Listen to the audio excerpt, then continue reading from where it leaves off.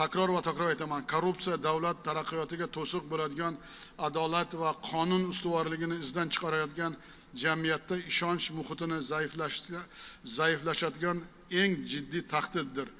Korrupsiyaga yo'l qo'yish esa islohotlarimizga xiyonat desak bu to'g'ri bo'ladi. Xiyonat korrupsiya bilan agar biz korrupsiyaga yo'l qo'ysak, bu illatga qarshi kurashish bo'yicha 2026-yilda favqulodda holat e'lon qilamiz. 26-yil mana shu masalaga favqulodda holat korrupsiyaga qarshi e'lon qilmasak, mana aytgan raqamlarga erisha olmaymiz. Dunyo hamjamiyati bizga ishonishni sekinlashtiradi. Yana bir marta mana shuni aytayapman.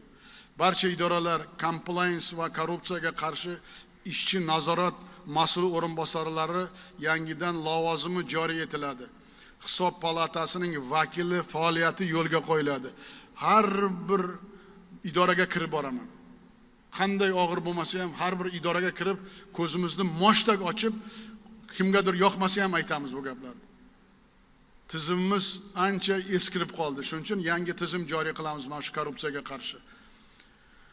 Ushbu rahbarlar, bu men qo'ygan mana shu yangi tizim yaratayotgan rahbarlar tizimdagi nopok shaxslarni aniqlash, shuningdek byudjet mablag'larini talon-taroj qilish va mansabni suiiste'mol qilish holatlari oldini olish bo'yicha ta'sirchan nazoratga o'tadi va prezident oldida hisobot beradi. Ana shu bu yil favqulodda tizimda yangi qonunlarni ishlab chiqarishda, yangi tizimimizda g'ovligini inobatga olib, mana shu yana bir marta islohotlarimizga xiyonatligini inobatga olib yangi tizim joriy qilyapmiz.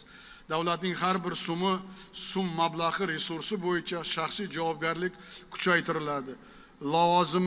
Lavozimim, unvonim menga hech kim tegmaydi deganlar adashadi O'zbekistonda. Adashadi. Qonun oldida hamma teng. Ichki ishlar, prokuratura, soliq, bojxona, moliya, bank, yirik davlat kompaniyalari, vazirlar va hokimlar bir so'z bilan aytganda bironta idora va tashkilot nazoratda chetda qolmaydi. Compliance xizmatining faoliyatiga to'sqinlik qilganlar korrupsiyaga sherik deb ko'riladi. Ana shuni bilinglar. Bu yangi tizim majbur bo'ldim bu tizimni joriy qilishga. Qulog'imga ko'p gaplar kelyapti. Bu deb baholanadi va javobgarlik shunga mos bo'ladi. Prezident administratsiyasi compliance xizmati bu tizimning 1-yanvardan boshlab barcha davlat idoralari va tashkilotlariga ishga tushirilib, jilovni mahkam qo'lga olsin. Mansabidan qat'iy nazar poraxo'rlik va suiiste'molchilikka bo'yicha har bir holat yuzasidan prezident administratsiya compliance xizmati shaxsan menga axborot qiladi. Hech kimga bo'ysunmaydi. Ana shuni bilinglar.